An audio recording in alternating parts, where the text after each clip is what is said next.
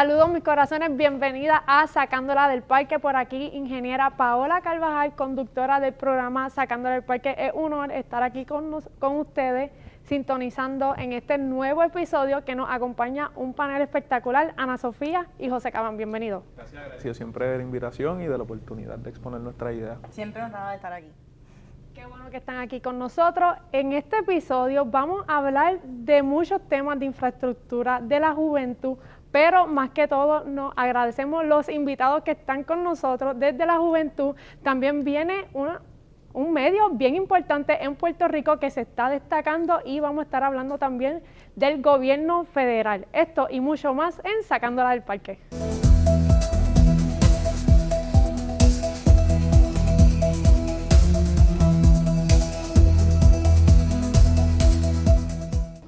Aquí vamos a estar en un panel hablando desde la perspectiva de la juventud sobre la reconstrucción de Puerto Rico y nos acompaña Jan Tusset, presidente de Proyecto Dignidad, Yesiel Cordero, portavoz del Partido Popular Democrático y Paquito López, si no me equivoco, que también es candidato a la presidencia de la Juventud PNP. Bienvenido. Saludos, gracias por el espacio. Saludos. ¿Cómo ven este nuevo espacio que estamos proyectando la voz de la juventud?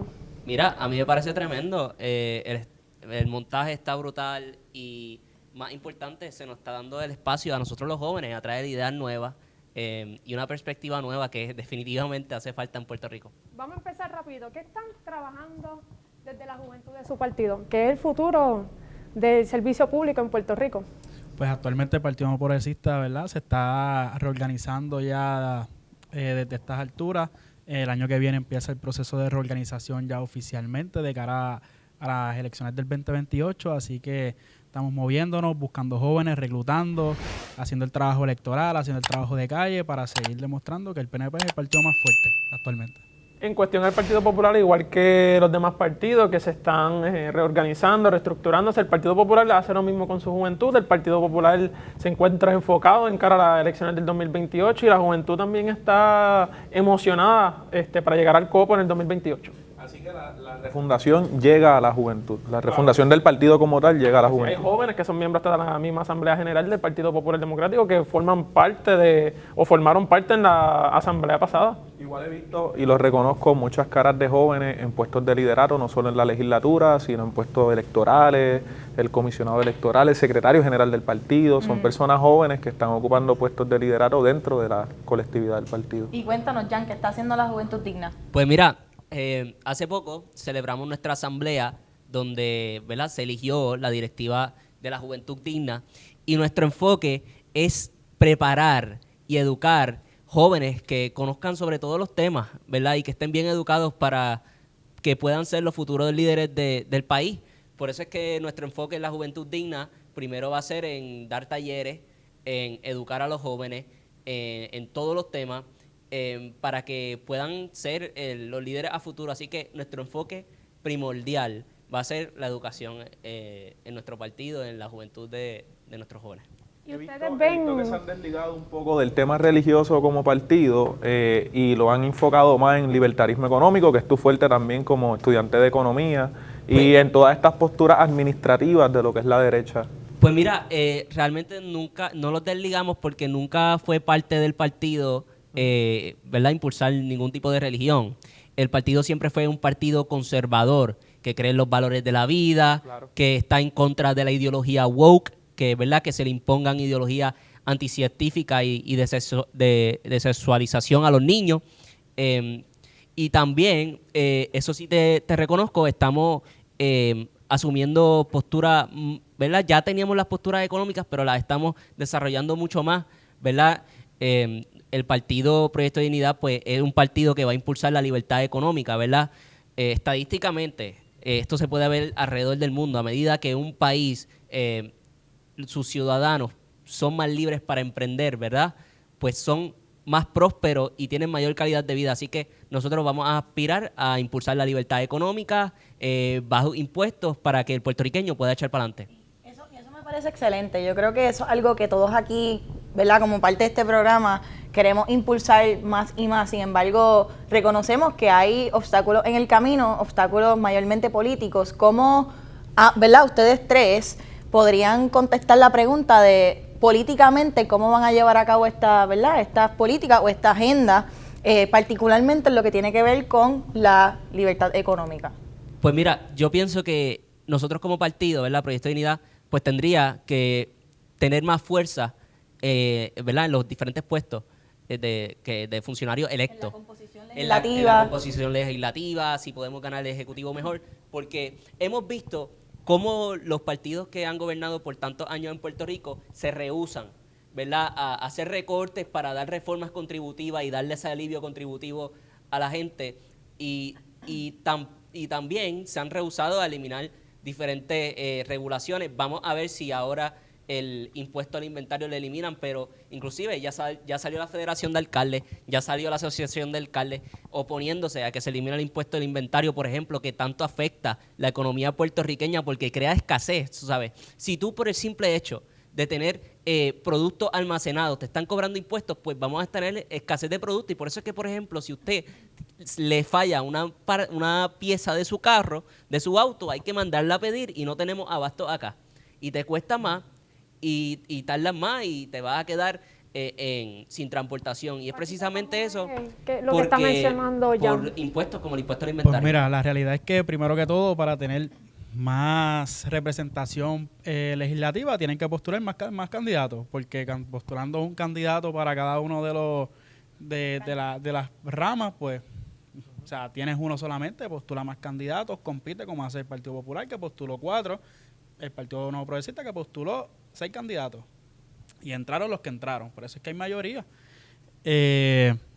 Y de cara a las ideas de un mercado más abierto, estamos viendo que la gobernadora pues está tomando unas medidas. Sabemos que la situación económica de Puerto Rico es verdad, es complicada, así que verdad no podemos tampoco compararla a otros estados, pero se están tomando las medidas necesarias. Incluso vi que la administración publicó que subimos 3 niveles en cuanto a las comparaciones mundiales de nuestra economía, que hay un avance, estamos pero por otro lado, pero por otro lado el FMI, que es otra de estas, ¿verdad?, super instituciones que hacen estudios económicos a nivel mundial, proyecta que para el 2026 vamos a estar entre los únicos 3 países que va a tener decrecimiento económico en conjunto a Venezuela y Haití. En gran medida se debe al estatus, en gran medida se debe ¿verdad?, a este gigantismo gubernamental, que no es culpa de la administración actual, porque ella lleva 10 meses en el poder, y tampoco podemos pretender que ningún gobernante llega con una varita mágica a solucionar los problemas.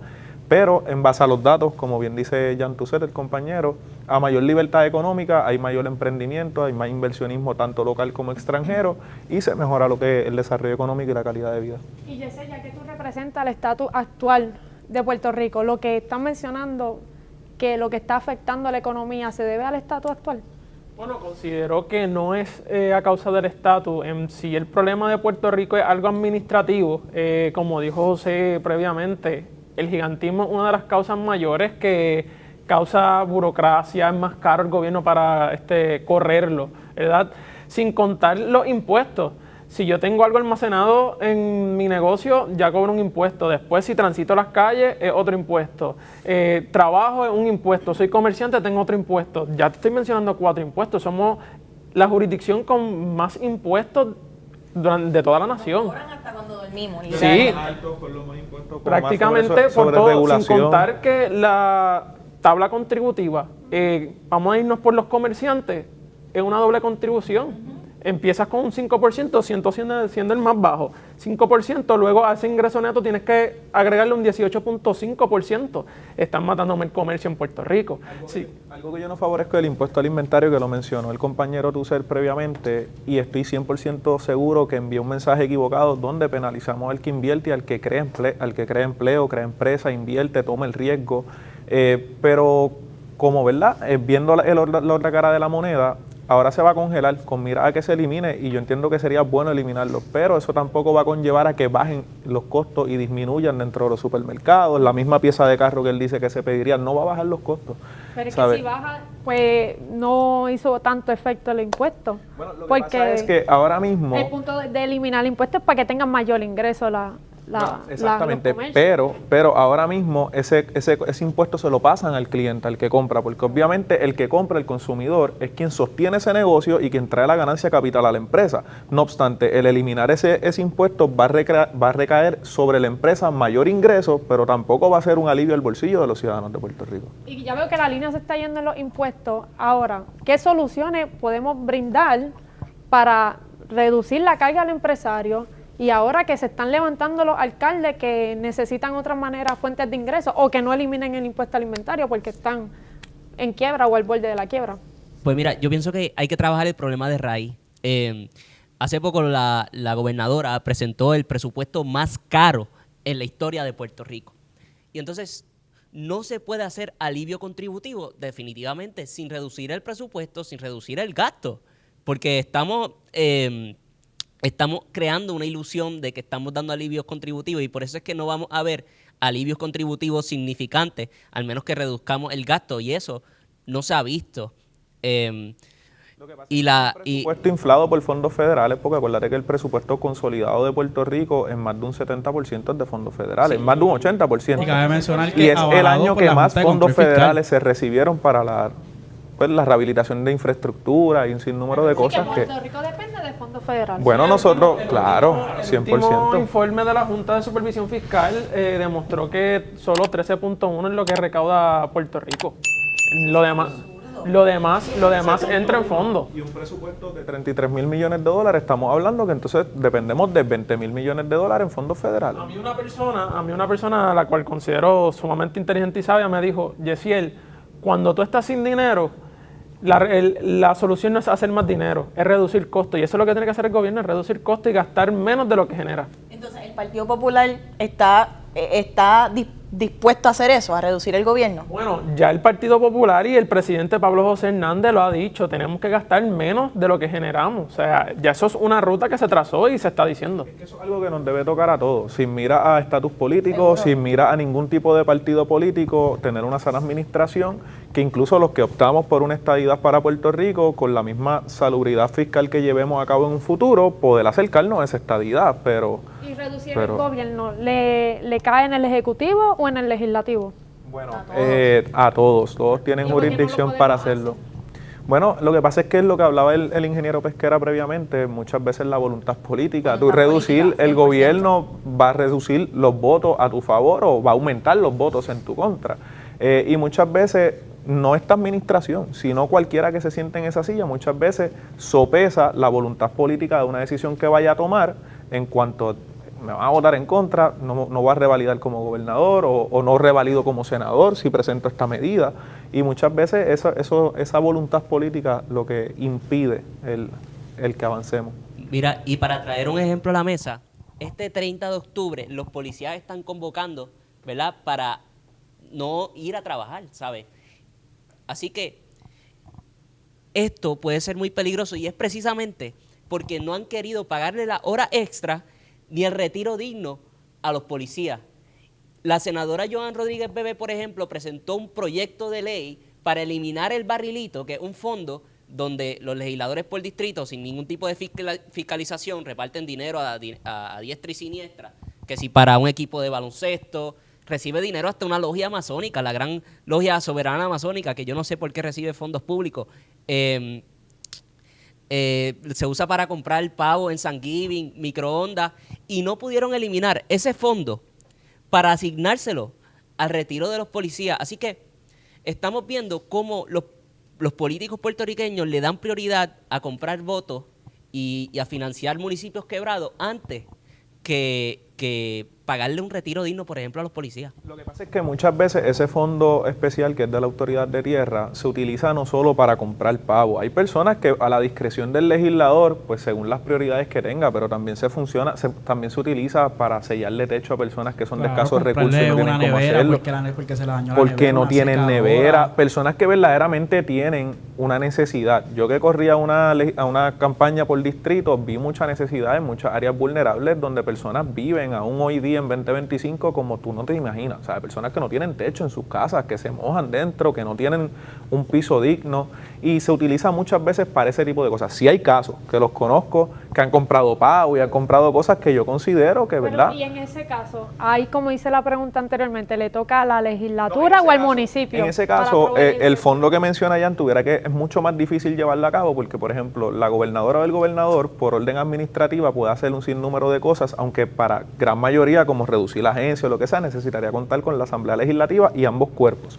Pero ese fondo que utilizan mucho los legisladores de distrito, que viene de la autoridad de tierras, tuviera que ser eliminado por ellos mismos. Y recordemos que constitucionalmente cada cuerpo legislativo es juez de sus propios miembros. Así que por cada cuerpo tuvieran que ellos mismos decir, no, yo voy a renunciar a ese fondo, yo voy a renunciar a eso que tengo para poder resolverle a doña fulana allá en mi distrito que le conseguí, le tiramos un techo en Galbalún con ese dinero, a fulanito que le sellamos el techo, a Mengano que le compramos la nevera. Y verdaderamente hay mucha necesidad. No perdamos de perspectiva que muchos de estos ciudadanos son los que van a las oficinas de los mismos senadores a pedirles esas ayudas, y muchas veces, aunque se supone que los alcaldes sean esa primera barrera de donde el ciudadano va a ellos, pero después de ellos, o justamente a su padre, a su representante, su senador.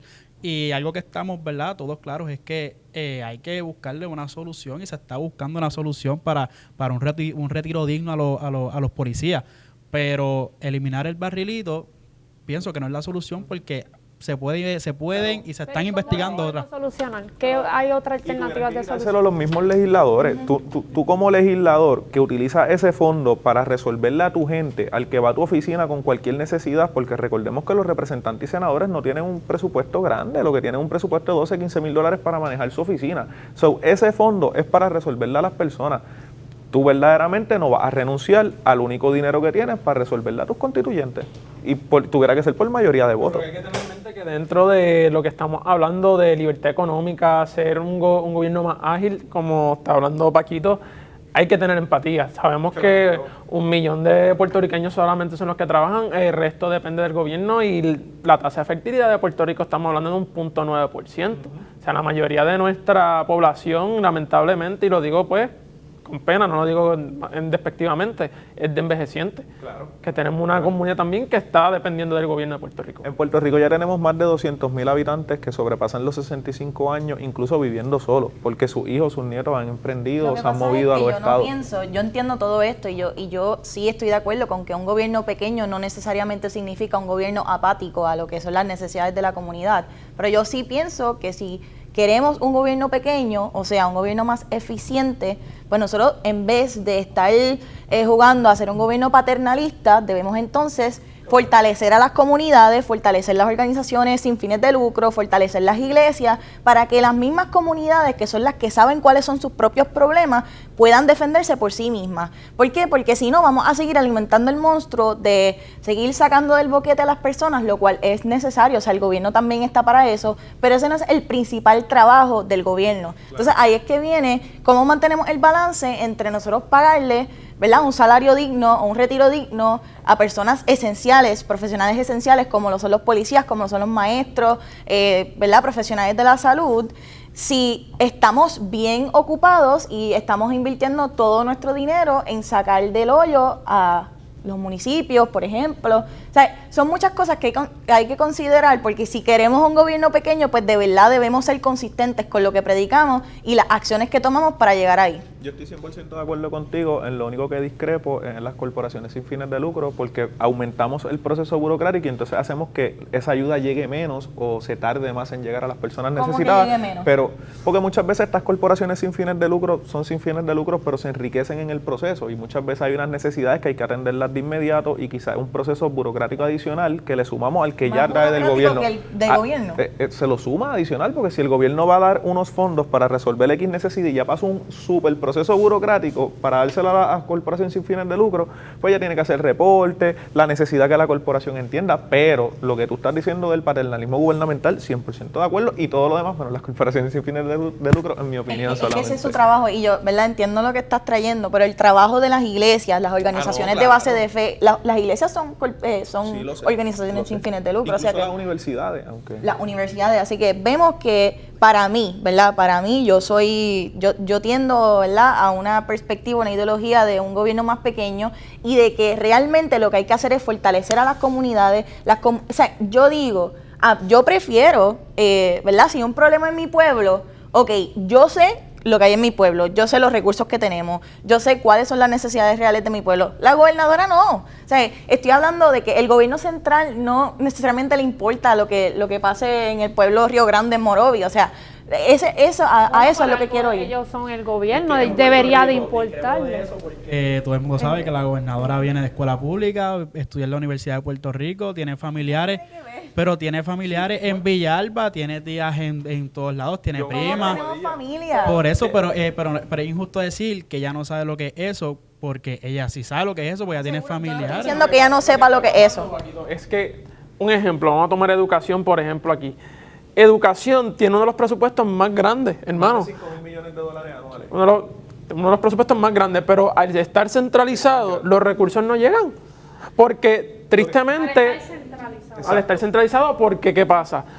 Una oficina en San Juan no va a saber lo que acontece en Humacao. Hay 7 regiones educativas. Lo que pasa en Mayagüez. Por eso hay regiones educativas, hay unas que funcionan mejor que otras, como todo, que hay que mejorar, claro que sí. Lo que pasa es que el sistema, como está diseñado el gobierno de Puerto Rico, es contrario a como es el de los estados. Los estados normalmente funcionan de una manera descentralizada, donde el gobernador le da a los counties, que son administrados por los alcaldes. Entonces los alcaldes se encargan de la educación, se encargan de la seguridad, por eso hay un sheriff en cada county y ese tipo de cosas. Entonces, ¿qué pasa? El alcalde normalmente tiene más constancia sobre las necesidades de su pueblo particular. Recuerda que Puerto Rico tiene 78 municipios. Yo estoy de acuerdo, que los alcaldes... Que no lo diseñó la gobernadora, es el que tenemos. Es contrario a cómo funcionan los estados, un sistema centralizado donde de fortaleza se distribuyen los fondos, de fortaleza se toman las grandes decisiones. Mira, te lo digo yo estoy en escuela pública toda mi vida, en el campo de Barranquita, o sea... yo sé las vicisitudes que se pasan en pueblos alejados, en una escuela pública, y yo sí creo que lo que son los alcaldes, inclusive los mismos representantes y senadores, deben tener más inferencia en los temas educativos. Claro, igualmente, claro. Yo sí soy creyente de que actualmente, ¿verdad?, no es tan fácil comparar con los counties, porque aquí no hay counties, aquí hay 78 pueblos. ¿Qué yo haría? Un montón. ¿Qué yo haría en este caso? Yo expandiría lo que son las escuelas vocacionales, las escuelas especializadas. Yo vengo de una escuela especializada en Bellas Artes. Yo también. Y de deporte. Ciencia y matemáticas. Algo también que se puede agregar a las mismas escuelas públicas es el empresarismo. Ahora mismo, yo quería traer a la Cámara. el empresarismo, sí, y te felicito por esa propuesta. Eso es independientemente de partido o color, como quieran ponerle, eso es una excelente propuesta. El empresarismo es algo que se debe fomentar en las escuelas tanto privada y pública, y puedo decir que mi primita, que está en el colegio que yo estudié, le están enseñando empresarismo, ¿verdad? Y en las escuelas públicas deben de fomentar eso, porque yo entiendo, ¿verdad? Y no lo digo de manera despectiva, no todo el mundo va a querer ir a la universidad, pero hay personas que quieren emprender, quieren aportar a la sociedad, y de eso se trata el capitalismo. A mí me hubiese encantado estar en escuela superior y que en grado 10, grado 11 me hubiesen dado una clase de empresarismo o de cómo funciona la vida realmente, porque a veces uno sale de la escuela superior y sale a ese mundo y uno no sabe ni tan siquiera hacer una gestión en el banco, ni abrir una cuenta bancaria, ni cómo ahorrar que te lo inculquen en tu casa. Claro. Pues los jóvenes empiezan a generar ingresos, y eso es excelente, pero en la escuela no se le enseña cómo tienes que trabajar y lidiar con lo que son los impuestos, que es lo que estamos hablando también. Cuando llegue el año fiscal tienes que rendir cierta cantidad en tus planillas, son cosas que se deben enseñarle a los jóvenes. Finanzas. Mira, hay que tener algo en perspectiva. En Puerto Rico, si tú divides el presupuesto del Departamento de Educación, hay $21,000 por cada estudiante. Y yo me pregunto, ¿acaso la educación pública de Puerto Rico es una educación de $21,000 por estudiante? Lo que pasa es que el Departamento de Educación se ha convertido en el botín de guerra de los políticos puertorriqueños, para el contratismo, para esto y lo otro, y nunca llega a los estudiantes. Yo personalmente prefiero un sistema como el de Suecia, que es el School Pen, donde tienen estos vouchers, llegan a los padres y los padres pueden escoger su educación. Bien, ahora bien, hay unas limitaciones constitucionales, habría que ver cómo se puede trabajar con esas limitaciones constitucionales. La Constitución de Puerto Rico reconoce el derecho a la educación y dice que no se puede financiar educación privada, pero hay que ver si se puede trabajar de una manera que no viole eso, o si se puede reformar la Constitución. Sí, pero de esa forma, por ejemplo, si vamos a brindar soluciones, los vouchers se pueden implementar de forma tal que los padres tengan la opción y la libertad de enviar a sus hijos a la escuela pública que más le convenga y que más, ¿verdad?, pertenga a las necesidades. Y eso, una escuela privada. Exacto, sí, pero en este caso no es constitucional. Estamos viendo escuelas públicas, escuelas públicas, por ejemplo, las especializadas en ciencias y matemáticas, que vemos que los estudiantes ahí, yo pasé por ese proceso, tenemos que tomar exámenes para poder entrar, tenemos que tomar exámenes para poder revalidar. Esas son escuelas bien competentes, todas, ¿verdad? Estadísticamente, anualmente vemos cómo son las mejores en los scores. O sea que si eso se implementa, ¿verdad?, el sistema de vouchers en Puerto Rico, los padres pueden decidir enviar a sus estudiantes a las mejores escuelas, y eso lo que crearía es un libre mercado en cuestión de educación. Las escuelas que no brinden los mejores servicios, pues lamentablemente van a cerrar, porque si los maestros no son buenos, si la educación no es buena, pues se va a cerrar. Y yo creo que eso es una buena opción, ¿verdad?, que no contradice la Constitución, como mencionó Jan, pero que también le da la libertad a los padres de poder realmente escoger una buena educación, los padres que quieran, ¿verdad?, que decidan para sus estudiantes. Que yo creo que esa es una buena opción, pero falta de voluntad política. Yo creo que en algún momento en el pasado se intentó hacer los vales educativos, no recuerdo en qué quedó, pero sé que hubo un problema con... Sí, ya yo estoy cansada de escuchar el término falta de voluntad política. Tiene que haber algo más allá que falta de voluntad política. ¿Cómo que? Es que no es falta de voluntad política tan siquiera, es cuestión de que se sopesa el costo político de muchas decisiones y no se hacen. Que venga bien, tome la acción como tenga que ser. Y las personas que toman la acción, como, ¿verdad?, independientemente de cómo las personas se sientan sobre lo de la Ley 7, despedido, pues entonces vemos que se toman decisiones difíciles. Yo no estoy diciendo que lo avalo o la forma que se hizo, pero se toman decisiones difíciles y entonces pues hay repercusiones. Lo que pasa es que muchas veces, y es triste, ¿verdad?, y digo esto con mucho respeto, el pueblo o quienes votan en masa en las elecciones no son personas que muchas veces estén al tanto o con la mayor educación técnica sobre los problemas que Puerto Rico enfrenta. O sea, la participación ciudadana no es la más educada. No, yo no estoy queriendo decir que la participación ciudadana no es la más educada, sino que los temas tan complejos como impuestos, economía, finanzas, la crisis fiscal que tenemos, lo que es el desarrollo económico, el libertarismo económico. Yo iba a personas y le hablaba en sus casas sobre, no, hace falta más libertarismo económico, y me miraban como que, ¿de dónde viene este tipo? O sea, la realidad es que las personas no están al tanto de las decisiones difíciles. Bueno, la mayoría de las personas piensan que el gobernador no hace nada o que un senador no hace nada, y la realidad es que es un trabajo de 24 horas y sumamente complejo.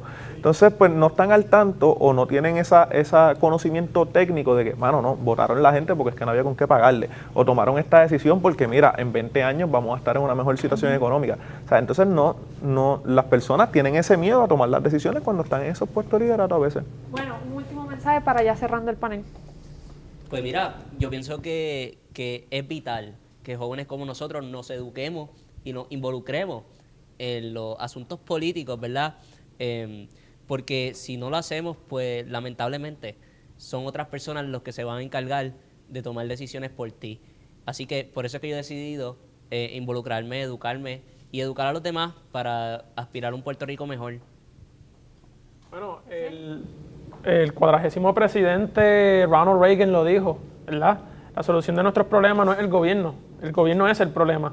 Y yo creo genuinamente e intrínsecamente que el destino de Puerto Rico está en las manos del pueblo. Es el pueblo quien puede liderar el futuro brillante que tiene Puerto Rico y todo el potencial, y realmente como jóvenes creo que tanto Jan como Paquito tienen ideas sumamente innovadoras que sí, como jóvenes también tenemos que jugar un rol sumamente importante para ser parte de ese grupo de personas de fomentar el próximo futuro venidero de Puerto Rico. Yo digo que la juventud no es el futuro, es el presente. Pues ya ustedes están en política, ya ustedes están aquí comentando sobre política y cada cual desde sus respectivas trincheras, así que... ¿Qué tú piensas, Paquito? Pues como mencionaron los compañeros, realmente yo pienso que cada uno tiene las mejores intenciones de dar sus ideas, de traerle esperanza ¿verdad? De diferentes puntos de vista. El hecho de que pensemos diferente no significa ni que ellos estén mal, ni que yo esté mal, ni que ellos estén bien, ni que yo esté bien. Simplemente tenemos puntos de vista distintos, pero al final buscamos lo mejor para Puerto Rico. Así que yo siempre agradezco una conversación de altura donde podamos exponer nuestros puntos y gracias a ustedes por la invitación. Gracias por participar. La realidad es que nos tenemos que unir para poder llevar a cabo las soluciones y apremiar las crisis que están ocurriendo, que crisis de energía, crisis de agua actualmente, de la infraestructura. Yo entiendo que ahora que nos estamos uniendo es excelente momento para dar la batalla y poder hacer un cambio a la generación y a lo próximo que viene en términos de política pública y servicio público y también dentro de la empresa privada, porque aquí dentro de este grupo no todos aspiramos a estar en puestos públicos, pero sí aspiramos a tener empresas, que eso también aporta al desarrollo económico de Puerto Rico. Y ahí escucharon el panel de jóvenes espectacular, pero no se vaya porque ahora vamos con un invitado de un medio bien importante en Puerto Rico que nos van a estar hablando de cómo solucionar a cabo todo lo que está ocurriendo en Puerto Rico desde la infraestructura, cómo maneja la transparencia en los medios y la fiscalización. Así que no se vaya porque esto...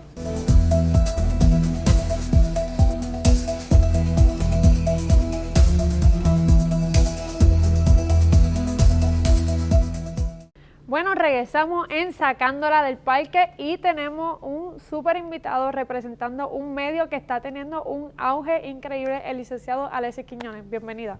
Muchas gracias, Paola. Muchas gracias por tenerme aquí en la noche de hoy. Ahora, queremos conocer, antes de llegar a Indiario, ¿quién es Alexis Quiñones? Bueno, eso es una pregunta un poco compuesta porque yo soy un chamaco de Caguas que mis papás me dieron mucho sin tenerlo, ¿verdad? Y por eso soy bien agradecido. Y que me empujaron lo suficiente para, yo pienso que tener un poco de éxito en la vida. Y en el camino, pues, yo estudié, me hice abogado. Ahora mismo, pues, tengo, ¿verdad? Estoy en varios negocios. Me gustó más, tenía más la vena de mi mamá de las empresas, los negocios. Mi papá era el abogado, pero pues mi hermano es el más intelectual, yo no tanto. Y tenemos diferentes inteligencias. Yo siempre digo, ¿verdad? Que él tiene una inteligencia porque es genio, pero yo no. Así que, pues, yo creo, ¿verdad? Que soy un chamaco que tuve la oportunidad de... Ya estoy un poco viejo, pero tuve la oportunidad de estar en muchas cosas, aprender y tomar todos esos conocimientos para que luego de que ya tenía una base que yo siempre quise tener y estar tranquilo, pues meterme en cosas que desconocía porque yo no sabía nada de medios. Y Long and Behold, el año pasado, como para diciembre, tengo un grupo de amigos que se me acercaron y me dijeron que si quería ser parte de un proyecto de crear un medio digital que fuese... que defendiera las libertades individuales y las libertades económicas. Y ese proyecto se llamó Indiario. Así que desde entonces nosotros, ¿verdad? Hemos estado... yo he estado representando el medio en muchos foros, en muchas actividades. José ha estado conmigo en CPAC, en Miami, y en muchos eventos. Y nosotros creamos Indiario porque estábamos buscando tener un medio que desafiara la retórica tradicional de estos medios, de lo que le llaman el legacy media, que tienen una agenda. Y a mí me da mucha risa porque a nosotros nos dicen en las redes y en todos sitios de que, es que esa gente son de derecha, es que esa gente son conservadores. Pues descubriste América. O sea, descubriste la pólvora, porque es que, claro que lo somos. Por lo menos un medio abiertamente conservador y de derecha que no esconde sus posturas. Los medios tradicionales no te dicen su postura, pero son de izquierda. Si los lees, lo que necesitas es un poco de sentido común. Y lo hemos hablado, de eso se trata. Yo te dejo saber cuál es mi bias. Yo quiero que lo sepas. Exacto, eso es lo que a mí me interesa mucho de Indiario, que lo dicen abiertamente, ¿verdad? En su misión, en su visión. Tenemos una línea editorial, no la estamos escondiendo, este es nuestro propósito. Y me gusta mucho que trae eso porque ¿por qué nace esto? ¿Por qué tener una línea editorial tú sabes, clara. ¿Por qué es importante para ustedes tener esta claridad y crear esa audiencia en base a eso? Yo creo que es la necesidad, me imagino. Pues, porque es sencillo, porque los medios tradicionales se dedicaron a ser el vehículo de todo lo malo. Honestamente, ellos se dedicaron a cargarle las maletas a todo el que quería el mundo al revés. O sea, esa es la mejor descripción que yo puedo hacer. Los medios tradicionales, sin decirte que tenían un bias, te querían hacer pensar que te estaban dando información como si fuesen hechos. Cuando realmente se dedicaron con el tiempo, porque esto ha ido moviéndose, a editorializar su línea. Y entonces te daban el contenido que los intereses que ellos representan o que ellos pensaban que tenían que representar, pues les daban. Por ejemplo, cuando digo los intereses, no necesariamente alguien que lo fondea, como pasa mucho en Estados Unidos, que hay organizaciones que a propósito le dan dinero a los medios para que pasen y digan ciertas cosas. En Puerto Rico, mucho de lo que sucedió es que como aquí son los más la moda los que siguen la moda, pues si ellos ven que la supuesta cultura o ¿verdad? O la sociedad se mueve hacia un lado, pues ellos quieren ser los más que les ríen la gracia. ¿Por qué? Por dinero.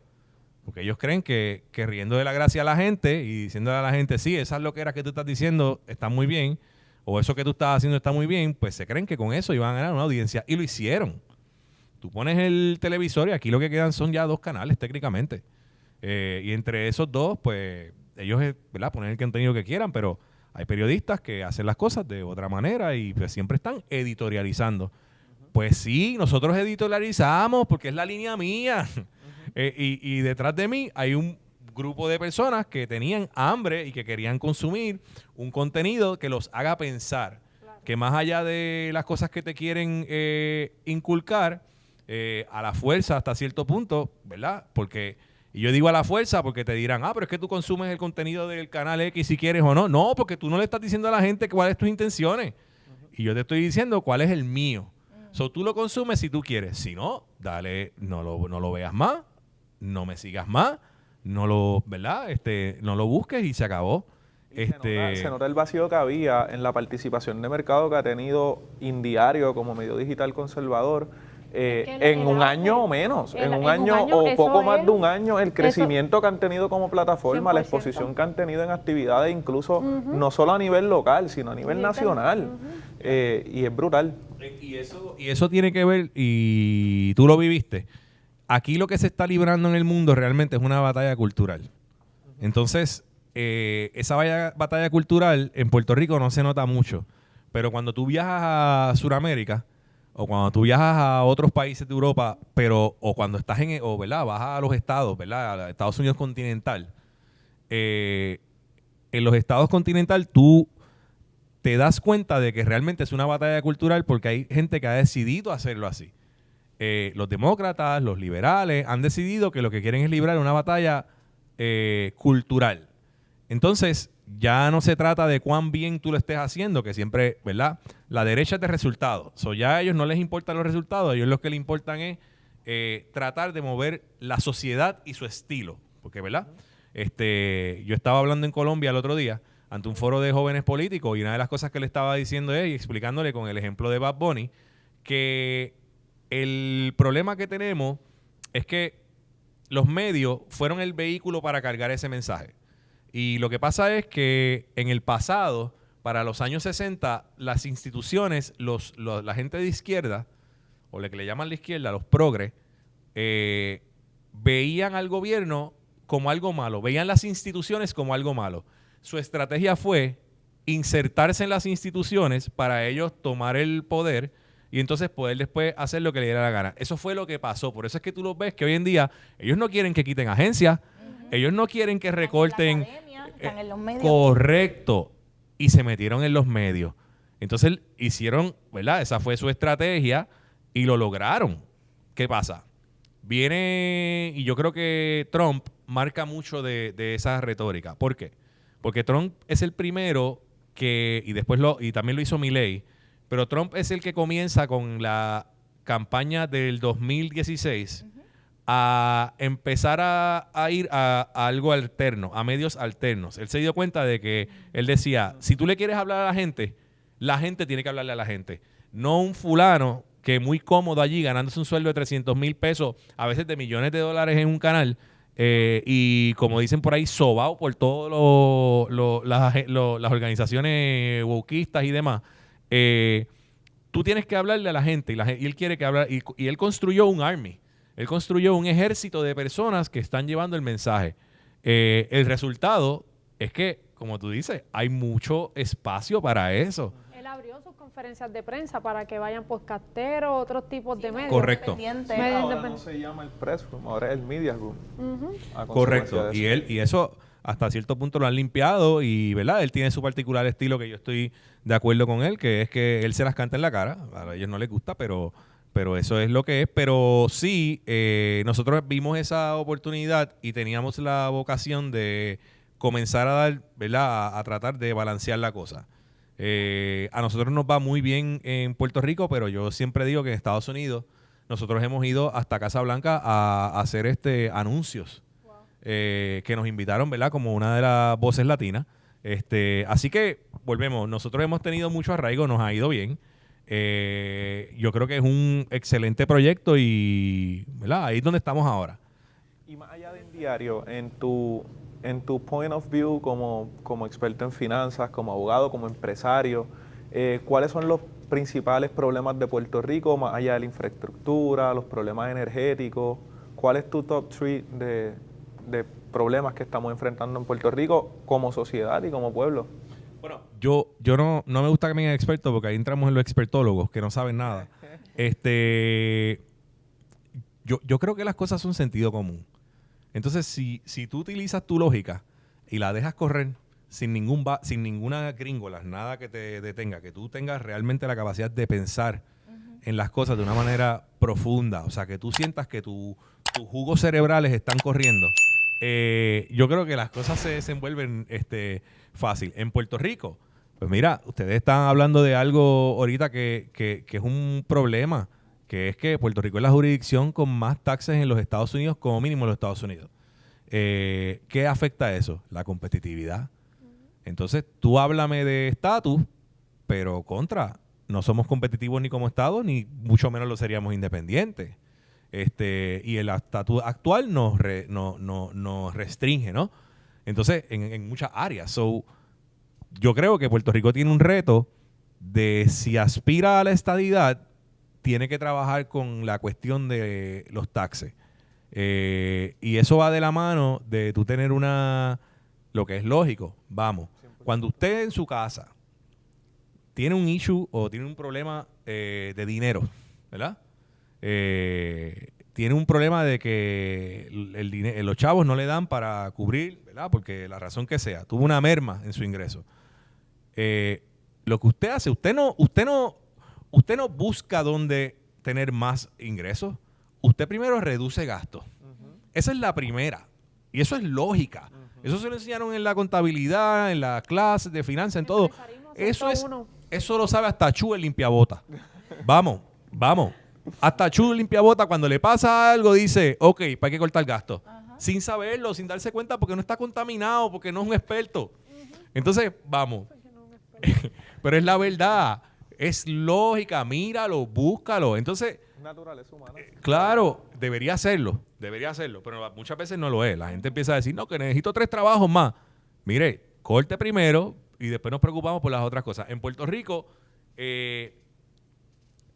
yo creo que hay cosas que son lógicas que no las hemos aplicado.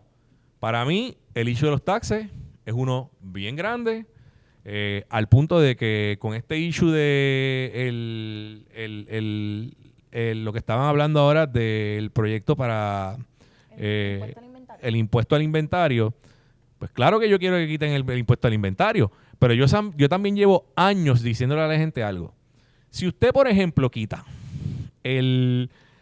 los furgones que los escaneen, yo les tengo una noticia: la lata de habichuela no va a bajar 25 chavos, no va a bajar. ¿Usted sabe por qué? Porque el empresario no le va a bajar las habichuelas por bajárselas. La lata de habichuela se va a quedar igual. Es que, lamentablemente, eso es así. Pues el otro día vi una entrevista de Ramón Barquín, a quien aprecio mucho, pero él dijo con toda honestidad la realidad. Él dijo, si quitan el impuesto, la lata de habichuela no va a bajar. Entonces la gente, pues cuando yo escucho eso, que se lo llevo diciendo a todo el mundo, le digo, ¿viste? Pues mejor no lo quites, mejor déjalo, porque el otro problema es que le creas un issue a los alcaldes. Entonces los alcaldes se van a poner creativos y yo no sé por dónde me van a dar. Yo no sé por dónde ellos van a conseguir ahora que le emparejen el dinero. Pues para eso prefiero que me lo dejen. Entonces, ¿tú crees que debemos estar rehenes de ese tipo de cosas? Entonces, volvemos. Lógica, sentido común, y esto es una cuestión de sentido común, y tengo que dársela al presidente del Senado.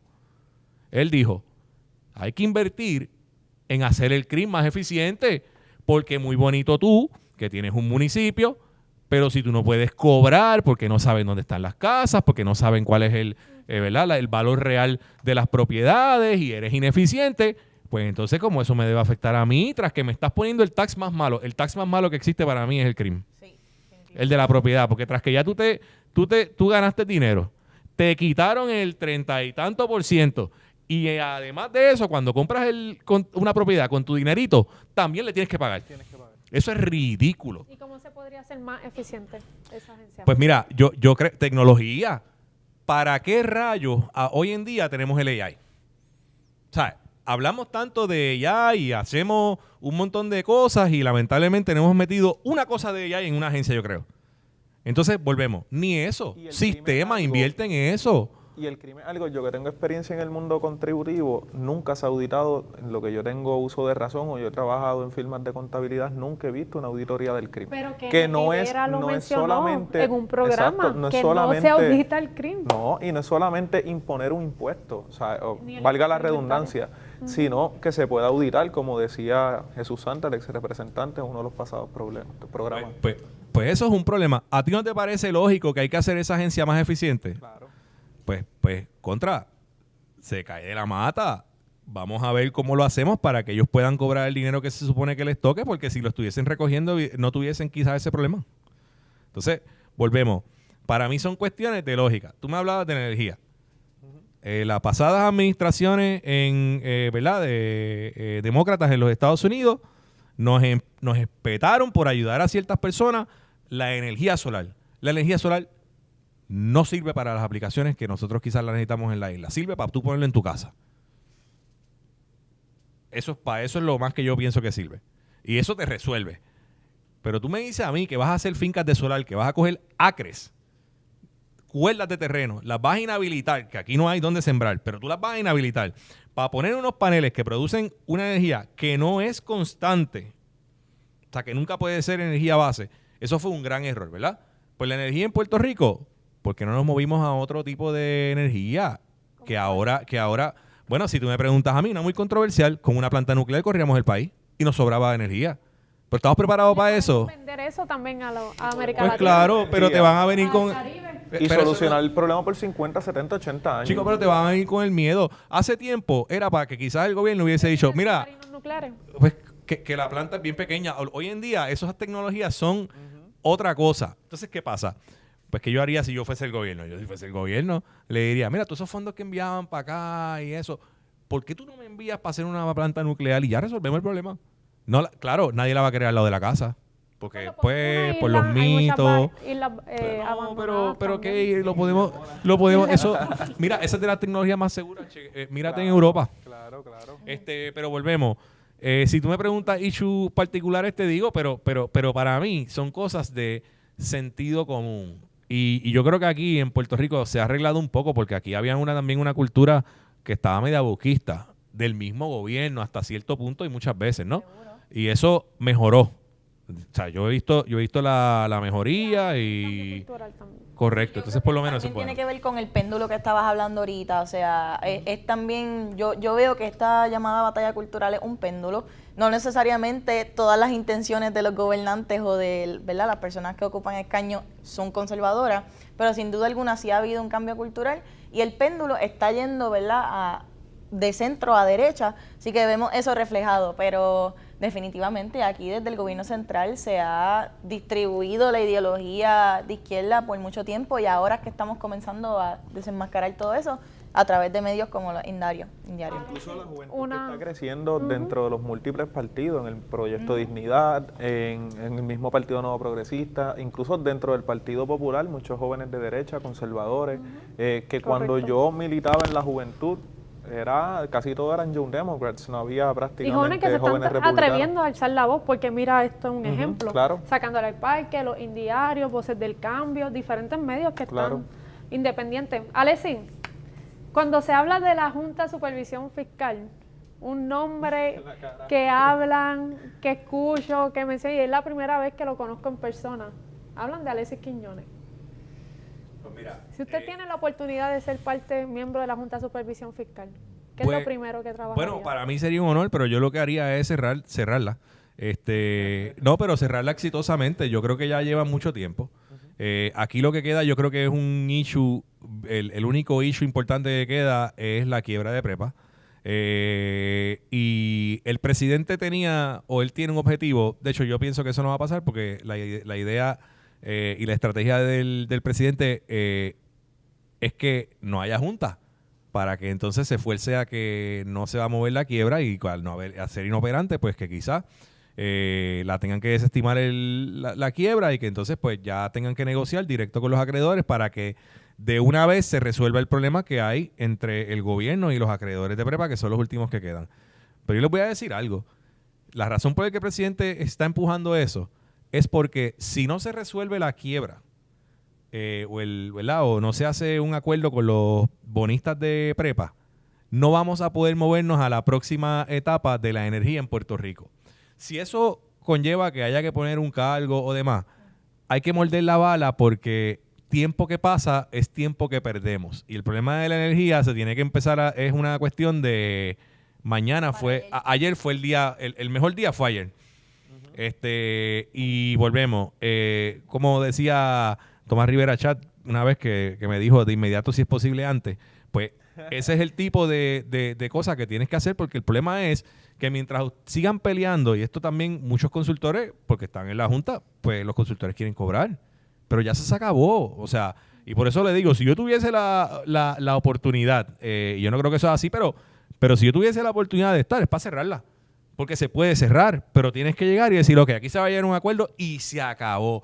El acuerdo no va a ser muy bonito, es verdad que va a haber crujir de dientes, se va a sufrir, pero no hacerlo te cuesta. Hay un costo de esa oportunidad y del tiempo, ¿no? Para tú empezar a resolver. Porque cuando tú tengas eso limpio, es que quizás tú puedes ir al Departamento de Energía a decirle, ok, tengo este problema, ahora tú ayúdame a arreglarlo. Y te lo van a arreglar. Ellos les conviene arreglar el problema de la energía en Puerto Rico. ¿Tú quieres tener unas operaciones militares desde un Puerto Rico sin luz? O sea, ellos no, eso es ridículo. Pues el sentido común te dice, tienen que resolver eso. Yo creo que la Junta ya estuvo demasiado tiempo y no se quieren ir. A veces yo pienso que no quiero que se vaya porque quiero que haya cierto control, pero volvemos, ya tenemos que ser grandecitos y asumir nuestra responsabilidad otra vez. Y que no lleguemos a donde, ¿verdad?, a lo que nos trajo a la quiebra. Yo creo que en Puerto Rico debe haber una motivación a que eso no pase. Pero sí, yo pienso que ya eso se acabó y quizás debemos ya pensar en que lo más importante es que se arregle o que se llegue a un acuerdo sobre los bonistas de Prepa. Alexis, muchas gracias por compartir con nosotros. Muchas gracias a ustedes. Aquí las puertas siempre están abiertas y gracias. por toda la información que nos han brindado, y también a la audiencia de crear ese pensamiento crítico, que es uno de nuestros valores dentro de Sacándola del Parque, abrir el espacio para fomentar el pensamiento crítico. No se vaya, que ahora culminamos con un panel de un invitado que viene de Estados Unidos, que nos va... Continental, exacto. De Estados Unidos continentales, correcto. De Estados Unidos continentales, que nos va a estar hablando sobre el gobierno federal y también de cómo manejar la economía de Puerto Rico desde su perspectiva, desde Estados Unidos continentales. Eso y mucho más en Sacándola del Parque.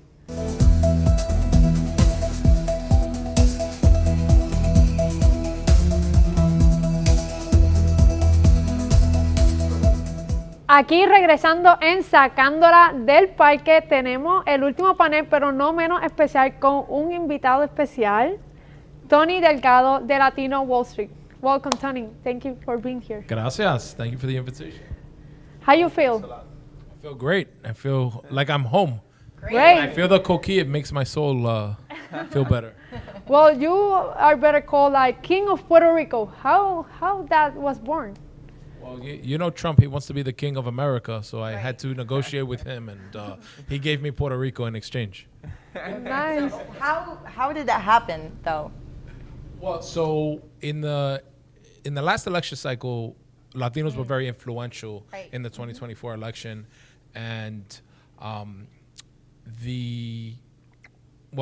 me step back a little bit. I grew up in New York, but my father's from Arecibo, and when I was a little kid, my grandfather used to come to the United States, take me and my brothers, and bring us to Arecibo so we can see where we're from and see the culture. And then when I was like 5 years old, my father disappeared. They didn't know where he was.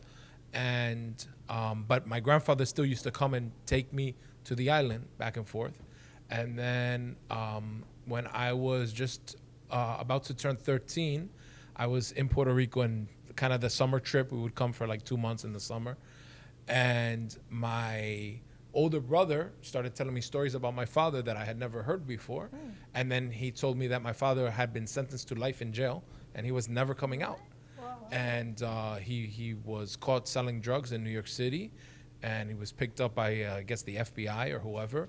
And he was basically in jail and never coming home. So imagine he's basically alive, but in a casket, because he knows he's going to die in jail. So I grew up basically talking to my father over the phone. Every 6 months, every 3 months, I get a phone call. But I basically grew up without my father. And I had my uncles, and I had other mentors and other role models, you know, but my father wasn't around, and I just had to accept that he was just never going to be around.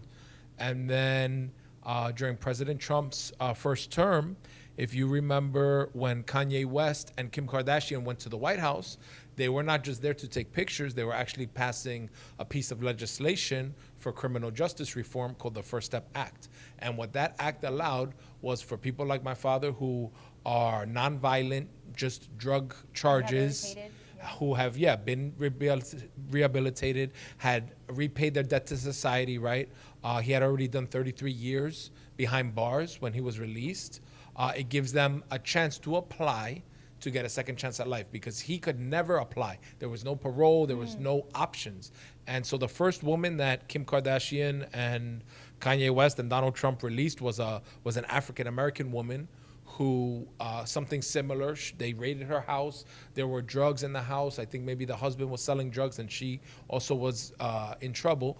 And she hadn't seen her grandkids. She was like an old lady at this point, and she's still there, and she has not been able to see her grandkids. So the first lady they released was an African-American woman, and since then, a lot of blacks and Latinos have been able to get a second chance at life. So when people say, oh, Trump, he's racist, he hates Puerto Ricans, he hates black people. Well, his actual laws, not his tweets, not a funny joke or a picture, something that he says in social media, his actual laws, legislation, has helped at least one Puerto Rican that I know is my father to get a second chance at life. So when the Madison Square Garden rally was happening in the 2024 election, me and my dad were actually there. My dad had just came home from prison, and we were so happy that he was home from prison because of Trump. So I took him. I said, okay, I'm going to take you to this rally. And yeah, and then we were there when the joke was said about Puerto Rico. And we were, you know, we didn't like the joke, but the thing that you have to realize is, first of all, this guy was a comedian. He said the joke 5 hours before Trump even got there. Trump was not there. And he said a lot of bad jokes in that whole sketch. He was talking bad about Jewish people and saying how they're cheap with money. He was saying jokes about black people, that they eat watermelon. He was saying a lot of racist jokes.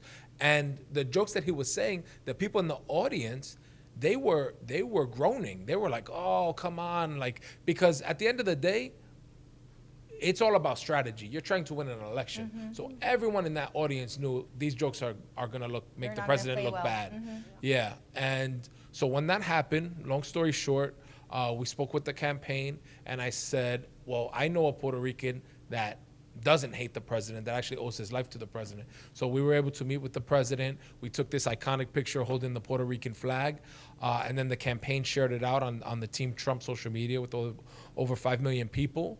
And then on the day of the election, my wife was on Univision on Despierta America national coverage on election day. And when every Latino in the nation was figuring out who are they going to vote for, she gave her testimony of why she was supporting the president's reelection. And how Latino Wall Street began in your process, in your life? Yeah, so I, like I said, I grew up in New York, but I grew up back and forth between Puerto Rico, and I grew up in a very Latino community. So not only Puerto Ricans, but Cubans, Venezuelans, Colombians, people Very from diversified Latino culture. diversified Latino culture. And the one thing that I always tell Puerto Ricans is we kind of take it for granted that we have this blue passport. It's such a great blessing because all the other Latinos are like begging, like, please, oh my God, 100%. just to take a green card, not even to take the citizenship. And then I was working in the tech industry.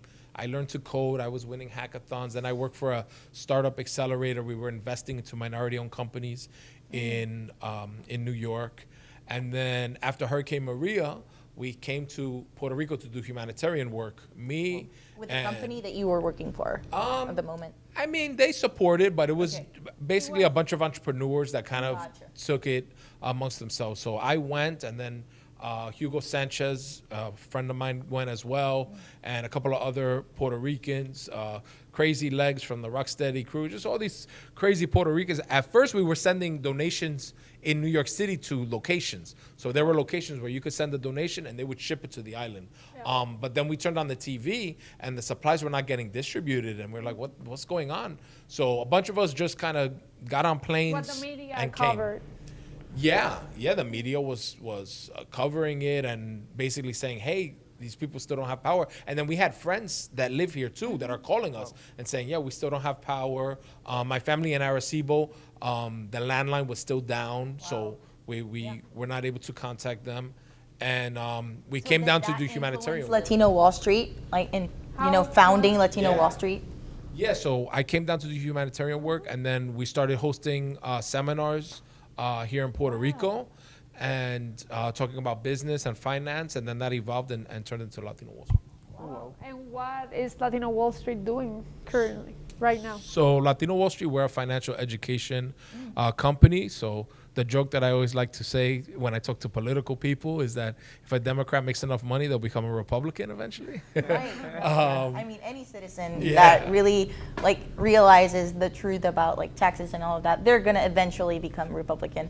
But that's another topic. Yeah, I mean, the whole country of America was founded on not wanting to pay a 2% tax, and now they're taxing people 40, 50. In some cases, Bernie Sanders said, if you have $1 billion, that's it. You don't need more than $1 billion. We want 100% after that. So, while these ideas maybe they sound good to someone who's in high school, they're just getting started. Once you start making your own money, and it's real money, and you have to work your blood, sweat, and tears, you're gonna say, no, I don't trust the government to manage my money for me.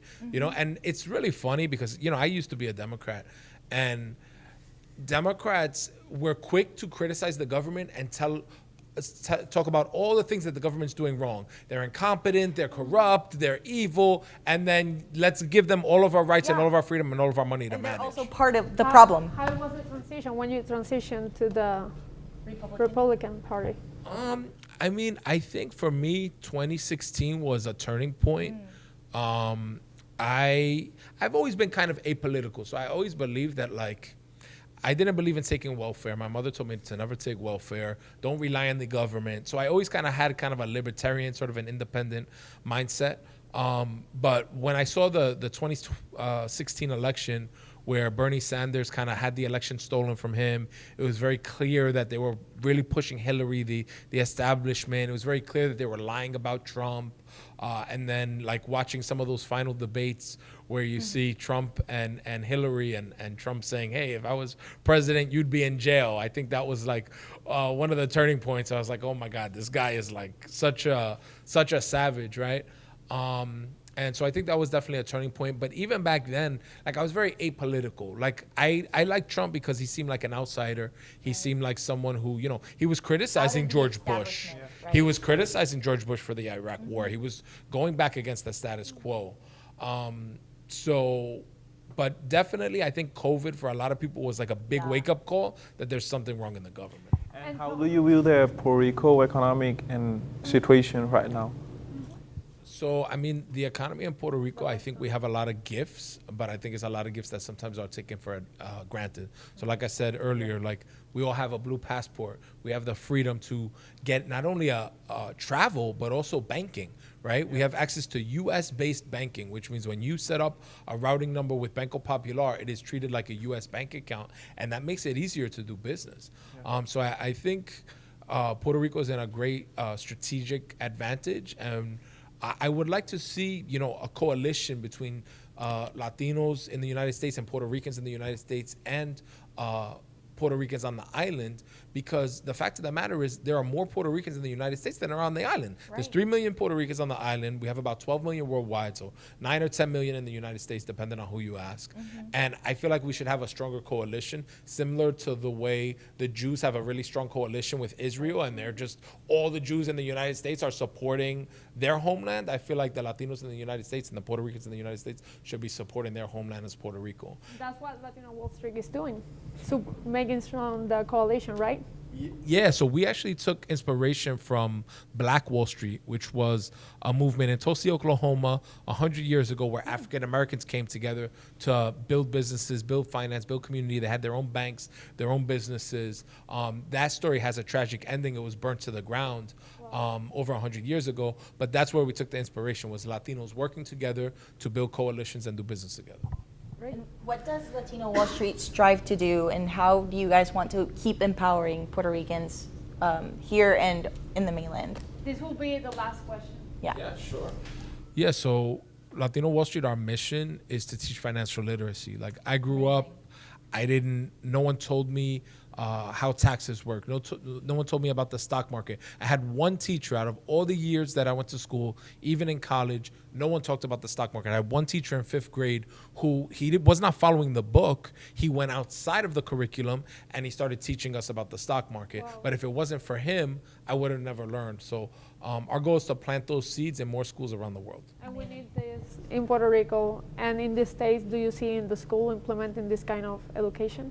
Yeah, so that's a big goal for us. Like right now we focus mostly on adult education, but we do have a kids program, and we have an initiative called Wall Street Kids where we bring education into the schools. So it's definitely something that we're looking forward to, and also bringing that information in Spanish, right? So we pride ourselves on having bilingual education. The example that I always give: imagine if Warren Buffett only spoke Chinese. Right? You would have no idea what he was saying. And that's the reality for 400 million Latinos around the world. Tony, you can count on us with all the initiatives you have in Latino Wall Street. And thank you for being with us in Sacándola del Parque. Gracias. Thank you for having me.